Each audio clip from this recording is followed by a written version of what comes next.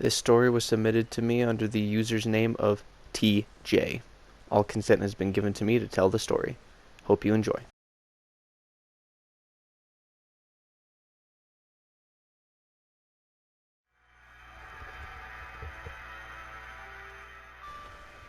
This story begins on a normal summer day in a small town where I used to live. This was the type of town that had the haunted house on the hill that nobody actually went to other than, outside a little bit. And of course, the older kids kept telling the younger ones stories of the murders that had taken place there and the restless spirits that lived on, waiting for their next victim. I never bought into this, but my friends seemed to be heavily invested. As we got older, we got more skeptical, but also a lot more curious as to what may be hiding in that house.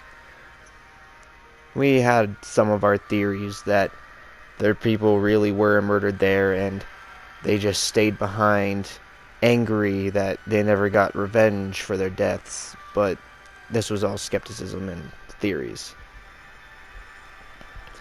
One day, while my friends were deciding to get together and have a party, I suggested that just us six go over to the haunted house and find out what's up with it. They almost all immediately agreed, because it turns out they had the same nagging feeling I had, that I just wanted to go there and find out what's inside and maybe what actually happened there. We packed the basic essentials, junk food, soda. A couple of my friends packed alcohol since they were old enough, and we brought sleeping bags and flashlights. We decided that we'd head there around 9 p.m., and it was only about a 5-minute walk from our hangout spot, so it wouldn't be so bad. As we started to head over, I started to notice things about the trail leading up to the hill and the house. There was the standard no trespassing signs, but they hadn't been graffitied on or anything. They looked pretty pristine, actually. Although there was some graffiti on the outskirts where they had border walls and little pylons to keep people away from the house. On one of the walls, it was spray painted, "Turn back, my friend died here." And another one just said, "Don't go in," twice over. There was more warnings like these lined all against the walls.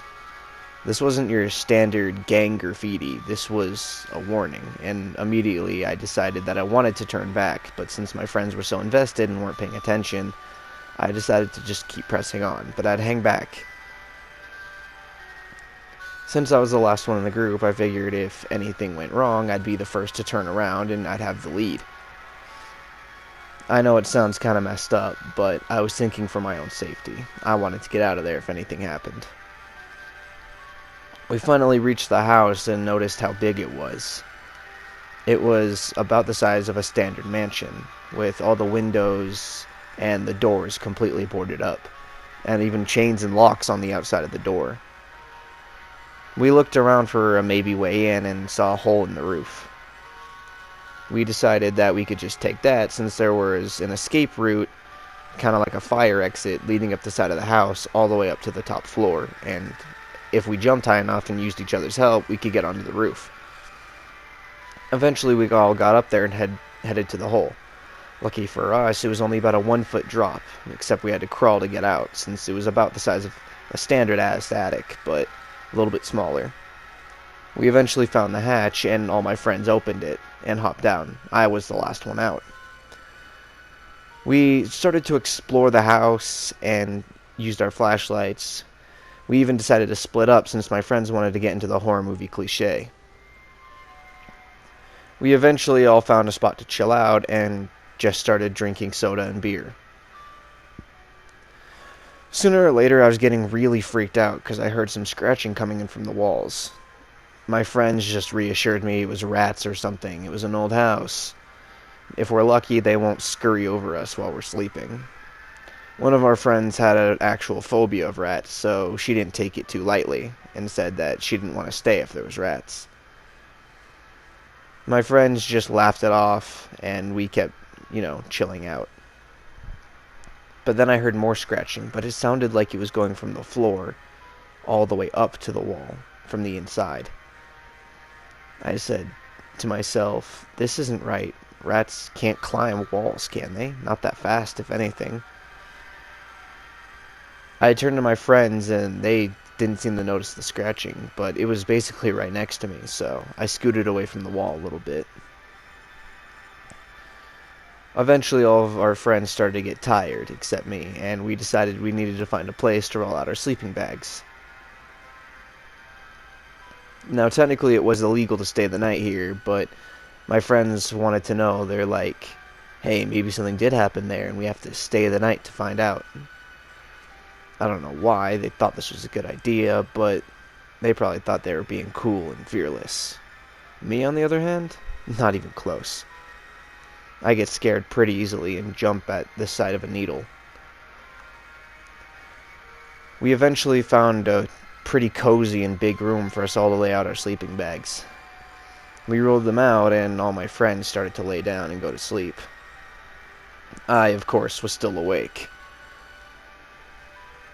I heard footsteps outside. All my friends were passed out, and I just laid still, out of absolute fear.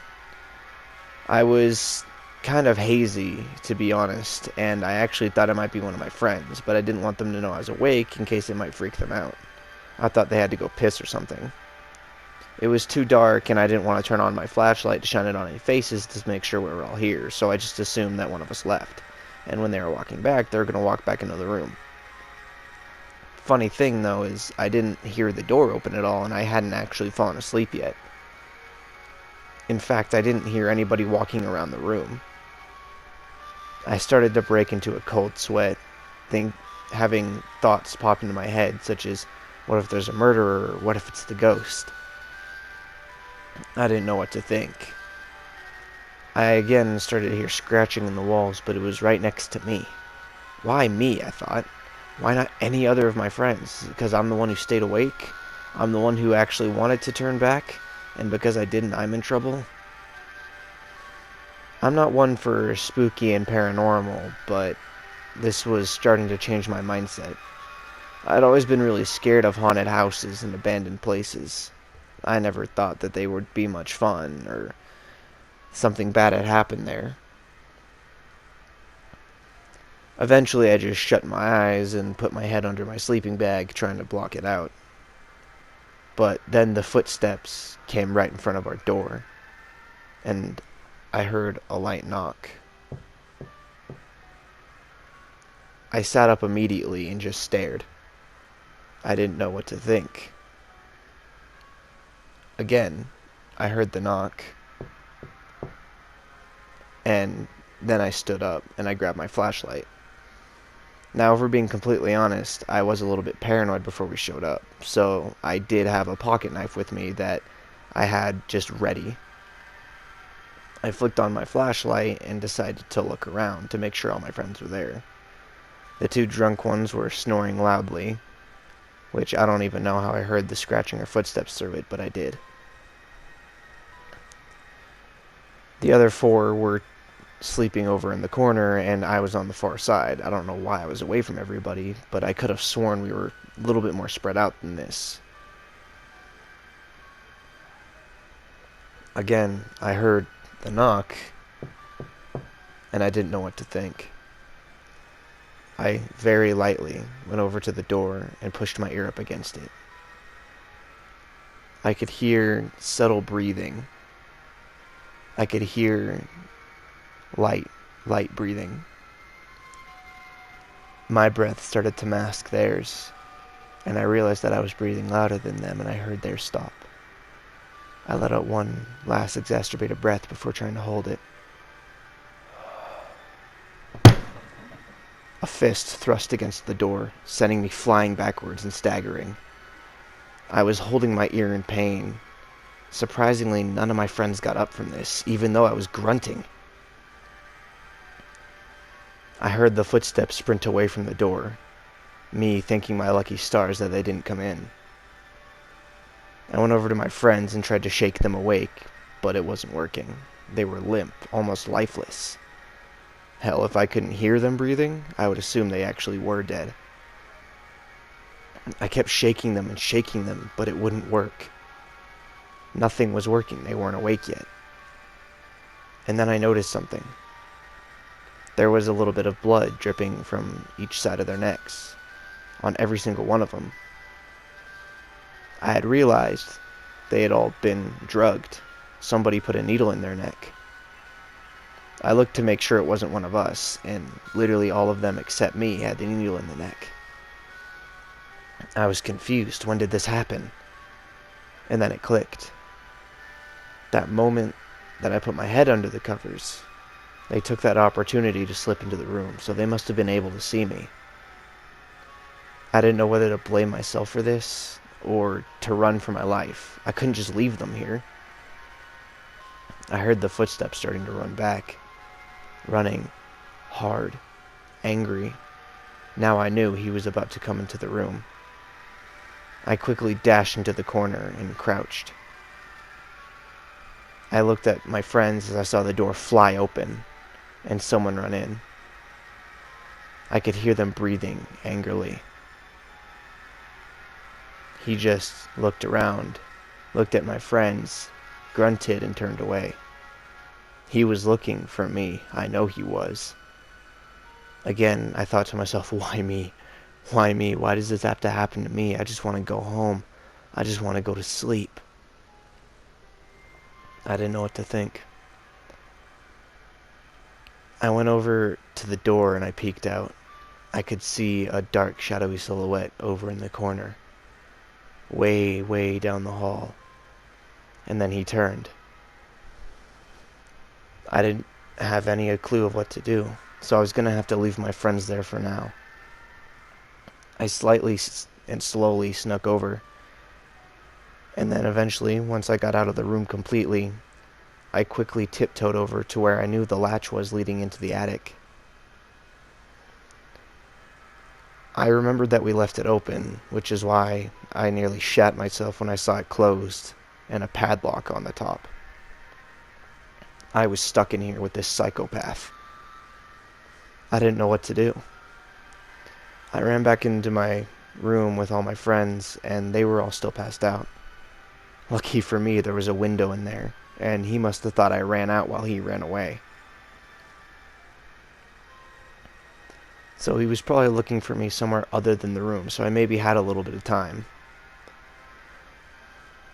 I noticed that the boards, there was only 3 on this window, and they were hastily put in. They weren't even nailed in all the way. Hell, one of them didn't even have another nail in it. It only had one. I slowly started to just pull on them, slowly yanking out the nails little bit by little bit to try and be quiet.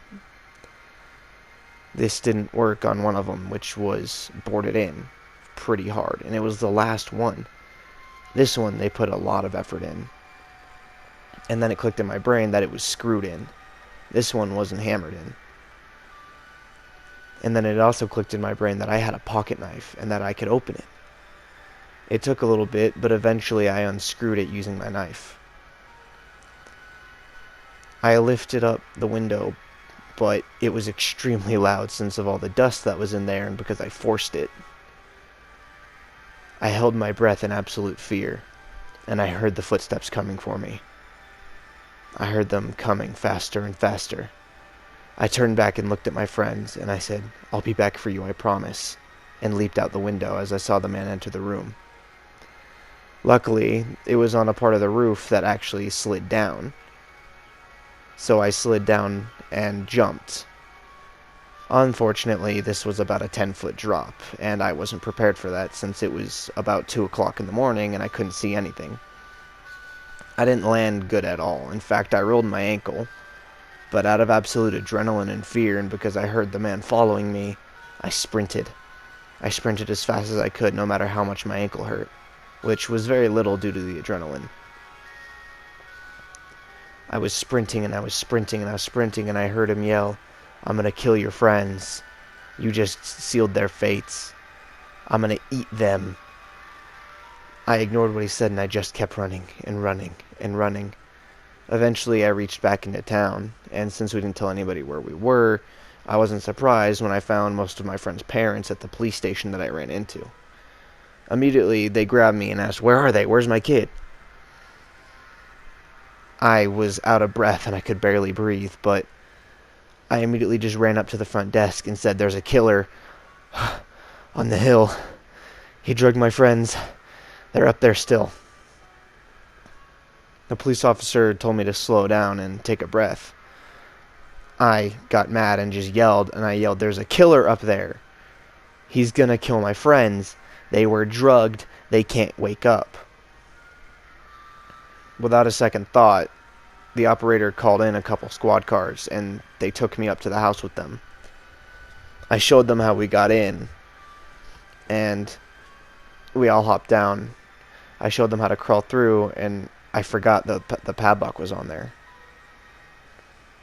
Now, they couldn't bring in any really special tools since we were in a 1-foot space. So we were all basically prone, except me, since I was exceptionally short. One of the officers just took his gun and shot where the lock was, quite a few times since the lock was pretty sturdy. The ladder just dropped down and we hopped through. I went to where the room was, and thank God all my friends were still there, unharmed. They called for backup and they pried open the front door. They got all my friends out safely, and they said that if I didn't shown up, they probably would have died from just the drugs themselves, since they had a crap ton put in and they had to pump my friend's blood. They said I was very brave, but very stupid for going into this house alone without telling anybody. I just said it wasn't my idea, although it really was, even though I'm the first one who wanted to back out. Me and my friends are all okay now, but that man was never found. The police found traces of somebody inhabiting that place for about 2 years, and they had enough food to last up for about another 3. Whoever that man was, I can guarantee you he needed some serious help, and I'm hoping to God he was joking about eating my friends. Hey guys, thank you so much for watching. Just wanted to remind you to submit your own story down below, and like and subscribe. And yeah, thanks for watching, and I'll see you next time.